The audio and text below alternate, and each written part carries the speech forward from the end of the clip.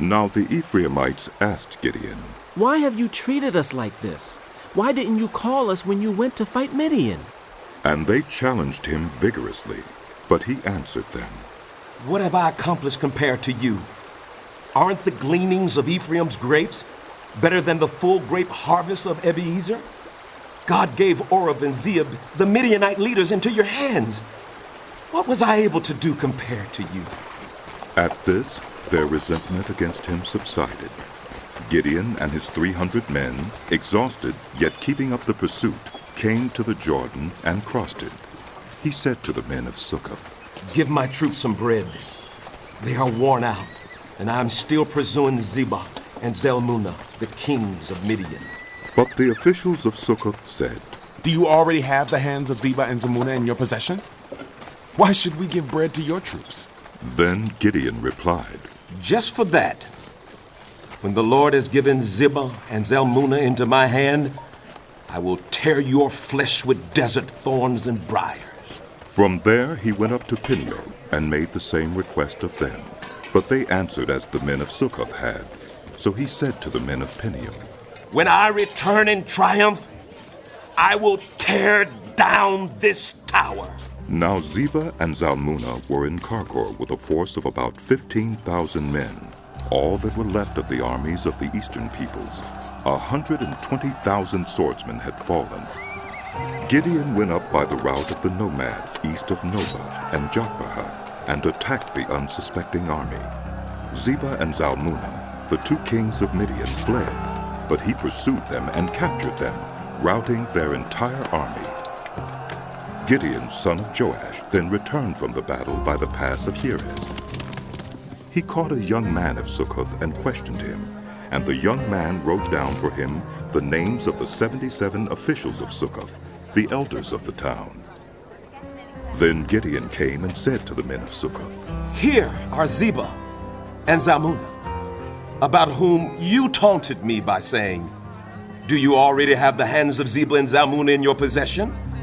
Why should we give bread to your exhausted troops? He took the elders of the town and taught the men of Succoth a lesson by punishing them with desert thorns and briars.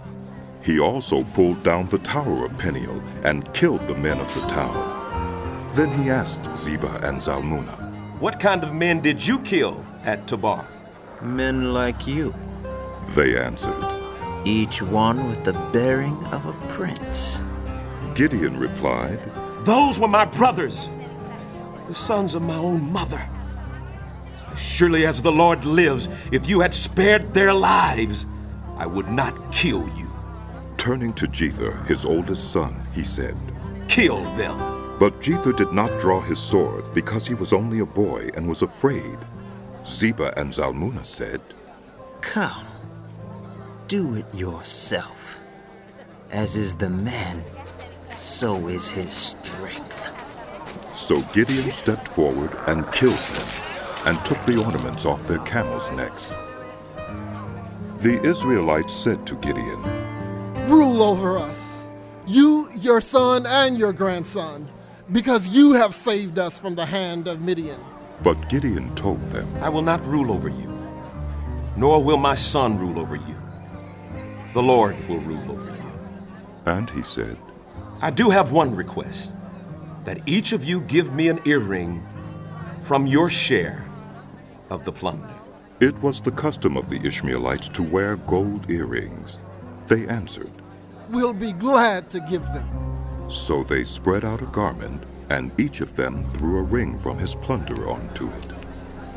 The weight of the gold rings he asked for came to 1,700 shekels, not counting the ornaments, the pendants, and the purple garments worn by the kings of Midian, or the chains that were on their camels' necks.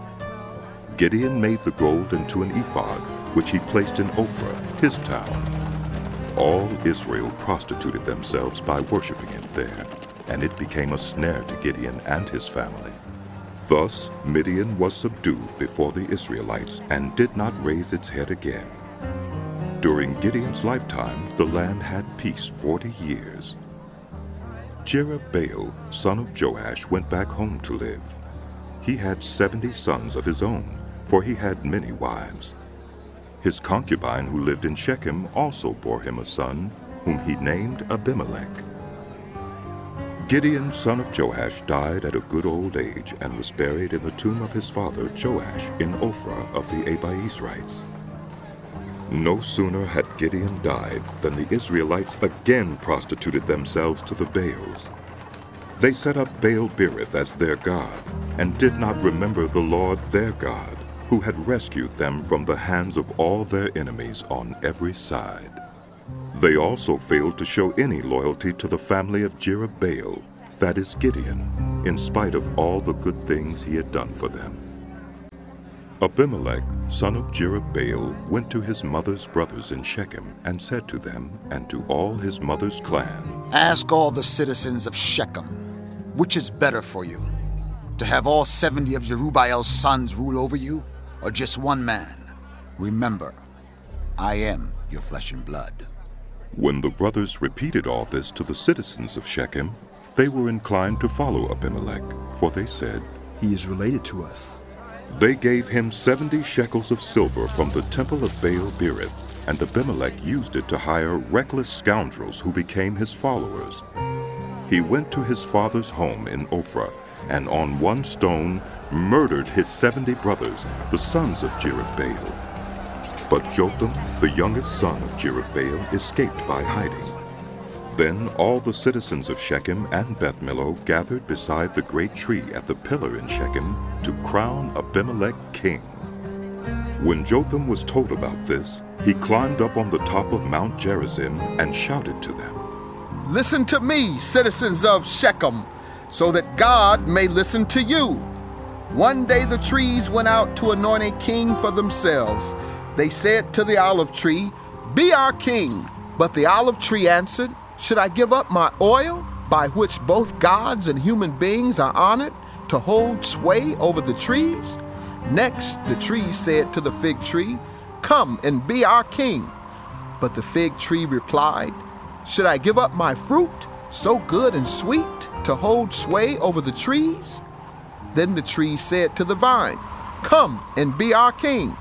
But the vine answered, Should I give up my wine, which cheers both gods and human beings, to hold sway over the trees? Finally, all the trees said to the thorn bush, Come and be our king.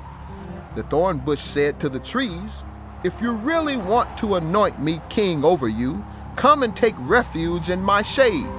But if not, then let fire come out of the thorn bush and consume the cedars of Lebanon.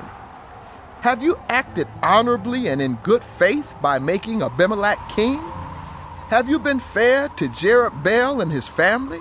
Have you treated him as he deserves? Remember that my father fought for you and risked his life to rescue you from the hand of Midian. But today you have revolted against my father's family. You have murdered his 70 sons on a single stone and have made Abimelek, the son of his female slave, king over the citizens of Shechem because he is related to you. So have you acted honorably and in good faith toward Jerubbaal and his family today? If you have, may Abimelek be your joy, and may you be his too. But if you have not, let fire come out from Abimelek and consume you, the citizens of Shechem and Beth Millo, and let fire come out from you, the citizens of Shechem and Beth Millo, and consume Abimelek. Then Jotham fled, escaping to Beor, and he lived there because he was afraid of his brother Abimelek. After Abimelek had governed Israel 3 years, God stirred up animosity between Abimelek and the citizens of Shechem, so that they acted treacherously against Abimelek. God did this in order that the crime against Jerubbaal's 70 sons, the shedding of their blood, might be avenged on their brother Abimelek, and on the citizens of Shechem, who had helped him murder his brothers.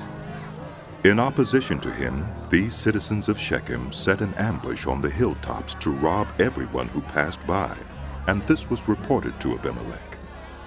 Now Gaal, son of Ebed, moved with his brothers into Shechem, and its citizens put their confidence in him. After they had gone out into the fields and gathered the grapes and trodden them, they held a festival in the temple of their God. While they were eating and drinking, they cursed Abimelek. Then Gaal, son of Ebed, said, Who is Abimelek? And who is Shechem that we should be subject to him? Isn't he Jerubbaal's son? And isn't Zebah his deputy? Serve the people of Hamor, Shechem's father. Why should we serve Abimelek? If only this people were under my command, then I would get rid of him. I would say to Abimelek, call out your whole army. When Zebah, the governor of the city, heard what Gaal, son of Ebed, said, he was very angry. Under cover, he sent messengers to Abimelek, saying, Gaal, son of Ebed, and his relatives have come to Shechem and are stirring up the city against you. Now then, during the night, you and your men should come and lie in wait in the fields. In the morning, at sunrise, advance against the city. When Gaal and his men come out against you, do whatever your hand finds to do. So Abimelek and all his troops set out by night and took up concealed positions near Shechem in 4 companies.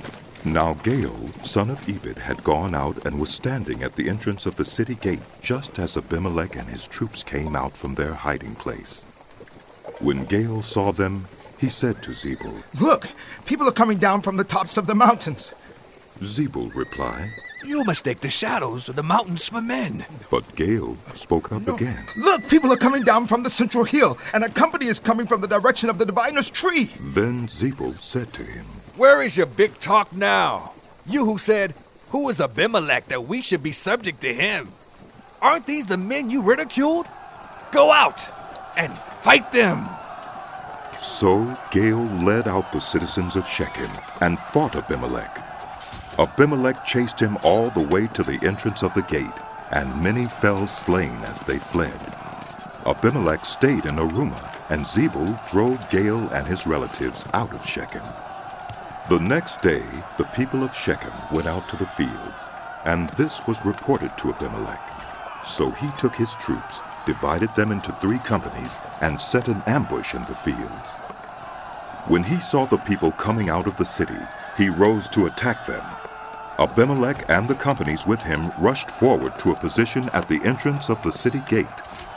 Then 2 companies attacked those in the fields and struck them down. All that day Abimelek pressed his attack against the city until he had captured it and killed its people. Then he destroyed the city and scattered salt over it. On hearing this, the citizens in the Tower of Shechem went into the stronghold of the temple of Elbereth. When Abimelek heard that they had assembled there, he and all his men went up to Mount Zalmunna. He took an axe and cut off some branches which he lifted to his shoulders. He ordered the men with him. Quick, do what you have seen me do. So all the men cut branches and followed Abimelek. They piled them against the stronghold and set it on fire with the people still inside. So all the people in the Tower of Shechem, about 1,000 men and women, also died. Next, Abimelek went to Thebez and besieged it and captured it. Inside the city, however, was a strong tower to which all the men and women, all the people of the city, had fled. They had locked themselves in and climbed up on the tower roof. Abimelek went to the tower and attacked it. But as he approached the entrance to the tower to set it on fire, a woman dropped an upper millstone on his head and cracked his skull. Hurriedly he called to his armor-bearer, Draw your sword and kill me, so that they can't say a woman killed him. So his servant ran him through, and he died. When the Israelites saw that Abimelek was dead, they went home. Thus God repaid the wickedness that Abimelek had done to his father by murdering his 70 brothers. God also made the people of Shechem pay for all their wickedness. The curse of Jotham, son of Jerubbaal, came on them. After the time of Abimelek, a man of Issachar named Tola, son of Puah, the son of Dodo, rose to save Israel. He lived in Shamir, in the hill country of Ephraim. He led Israel 23 years, then he died and was buried in Shamir. He was followed by Jair of Gilead, who led Israel 22 years. He had 30 sons who rode 30 donkeys.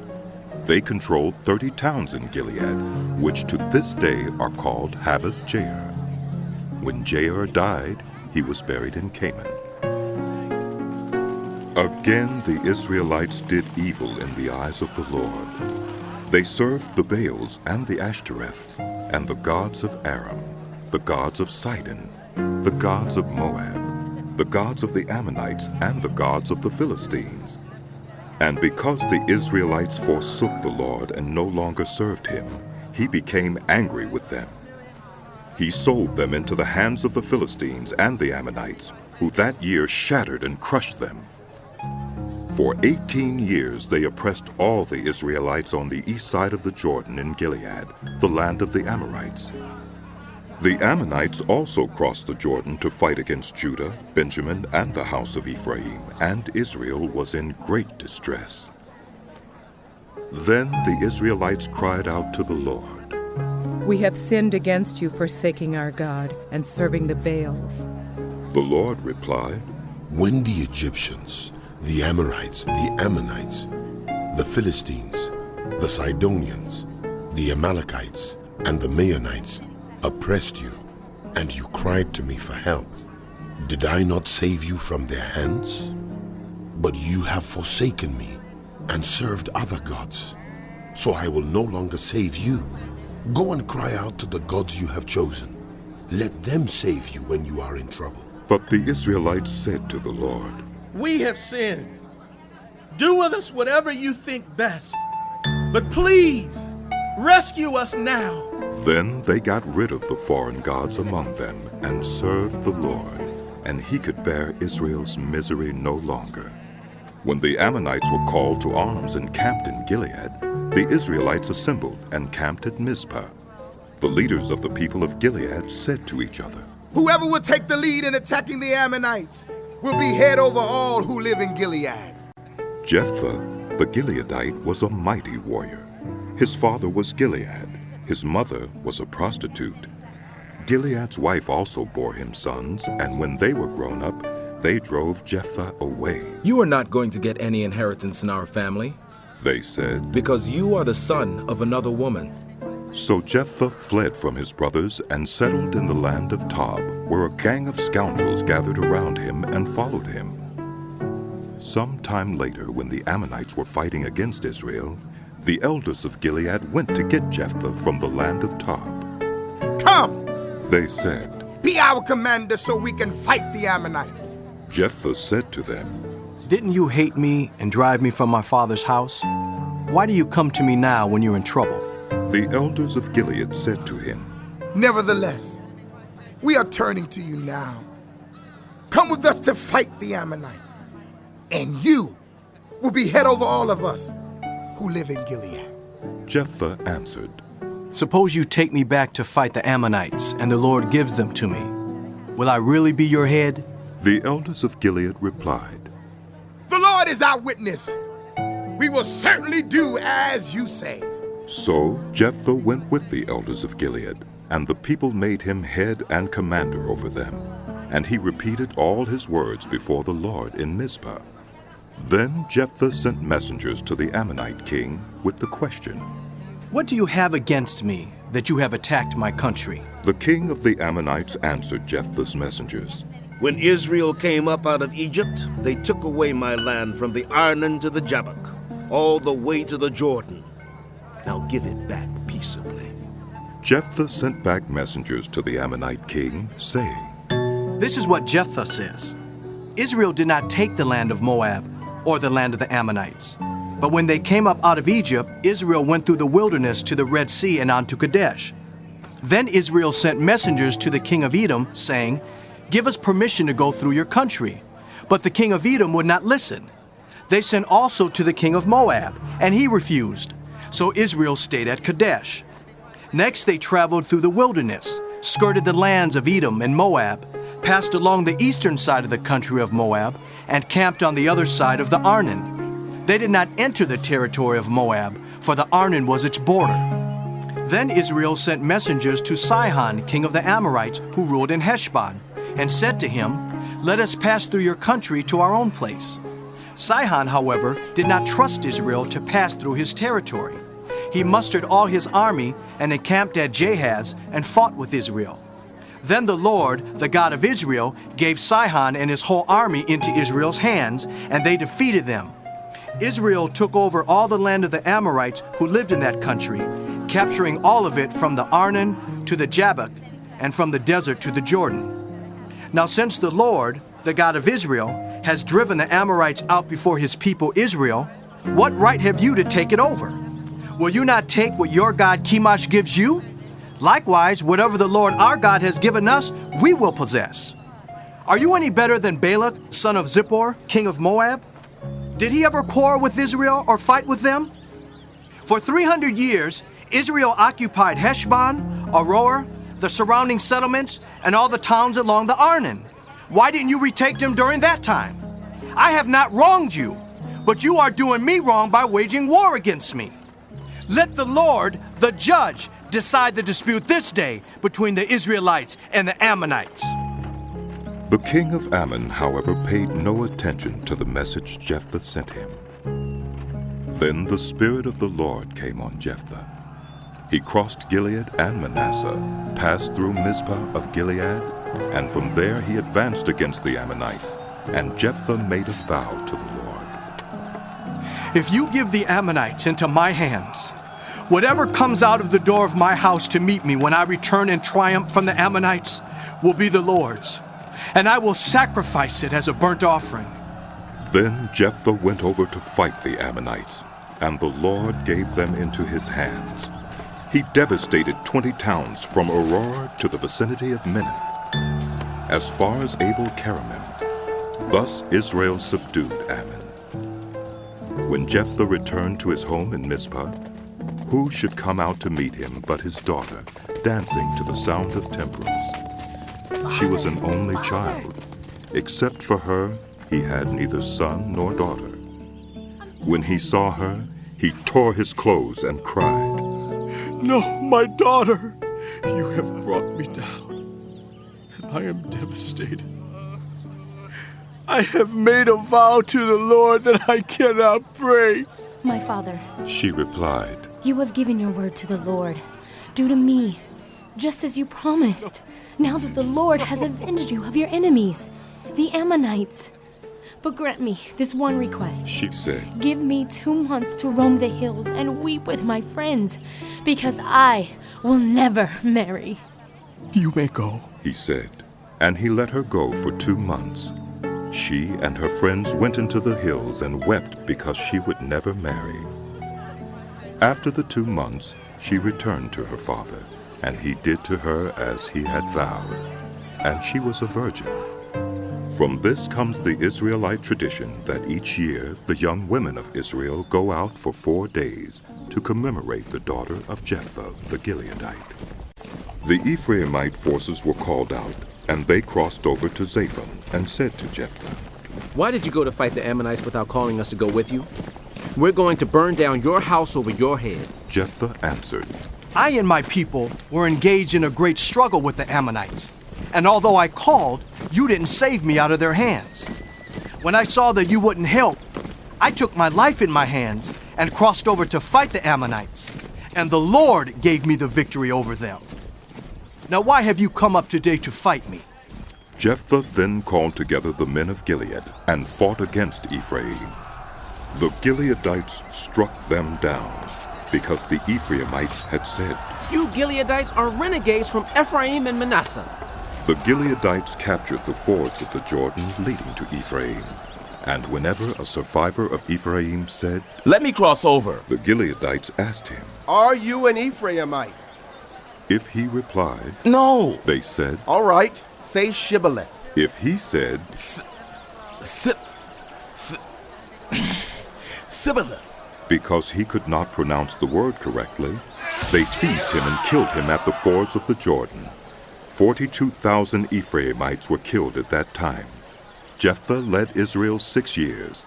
Then Jephthah the Gileadite died and was buried in a town in Gilead. After him, Ibzan of Bethlehem led Israel. He had 30 sons and 30 daughters.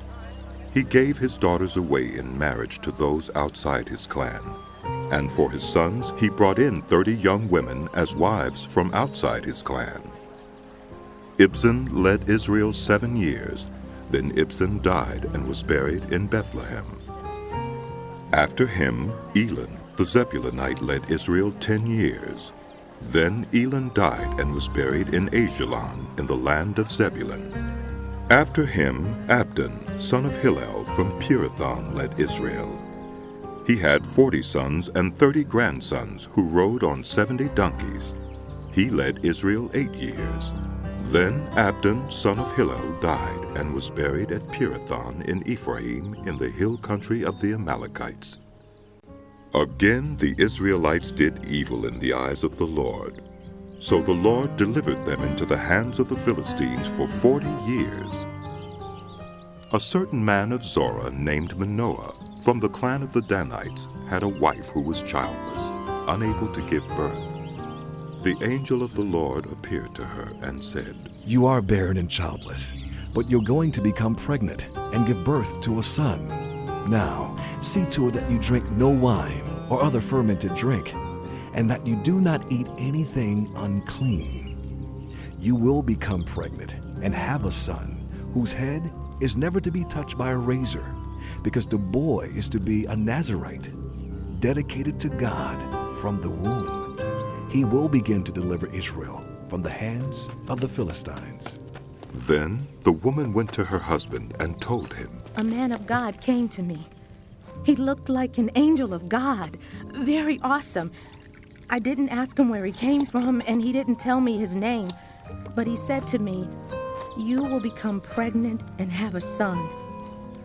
Now then, drink no wine or other fermented drink, and do not eat anything unclean, because the boy will be a Nazirite of God from the womb until the day of his death.'" Then Manoah prayed to the Lord. "Pardon your servant, Lord. I beg you to let the man of God you sent to us come again to teach us how to bring up the boy who is to be born." God heard Manoah, and the angel of God came again to the woman while she was out in the field. But her husband Manoah was not with her. The woman hurried to tell her husband. "He's here, the man who appeared to me the other day." Manoah got up and followed his wife. When he came to the man, he said, "Are you the man who talked to my wife?" "I am," he said. So Manoah asked him, "When your words are fulfilled, what is to be the rule that governs the boy's life and work?" The angel of the Lord answered, "Your wife must do all that I've told her.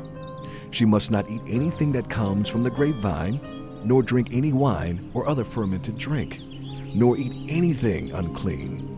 She must do everything I have commanded her." Manoah said to the angel of the Lord, "We would like you to stay until we prepare a young goat for you."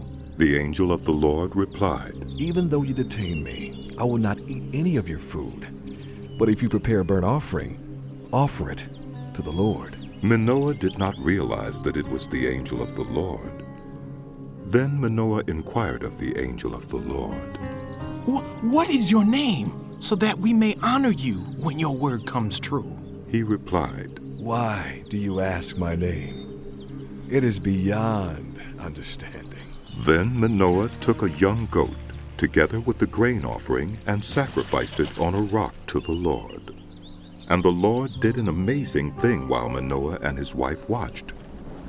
As the flame blazed up from the altar toward heaven, the angel of the Lord ascended in the flame. Seeing this, Manoah and his wife fell with their faces to the ground. When the angel of the Lord did not show himself again to Manoah and his wife, Manoah realized that it was the angel of the Lord. "We are doomed to die," he said to his wife. "We have seen God." But his wife answered, "If the Lord had meant to kill us, he would not have accepted a burnt offering and grain offering from our hands, nor shown us all these things, or now told us this." The woman gave birth to a boy and named him Samson. He grew, and the Lord blessed him. And the Spirit of the Lord began to stir him while he was in Mahanath Dan, between Zorah and Eshtaol. Samson went down to Timnah and saw there a young Philistine woman.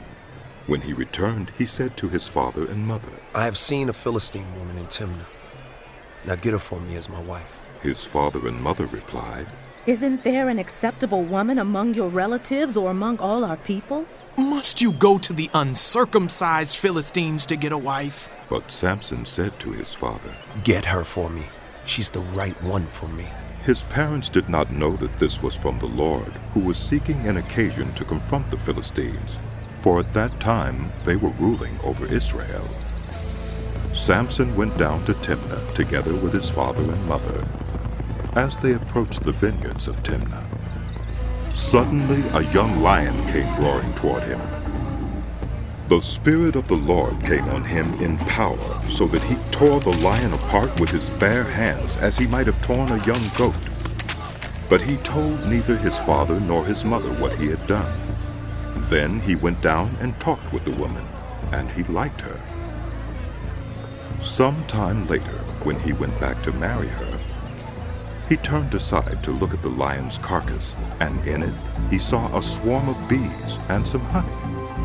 He scooped out the honey with his hands and ate as he went along. When he rejoined his parents, he gave them some, and they too ate it. But he did not tell them that he had taken the honey from the lion's carcass. Now his father went down to see the woman, and there Samson held a feast, as was customary for young men. When the people saw him, they chose 30 men to be his companions. Let me tell you a riddle, Samson said to them. If you can give me the answer within the 7 days of the feast, I will give you 30 linen garments and 30 sets of clothes.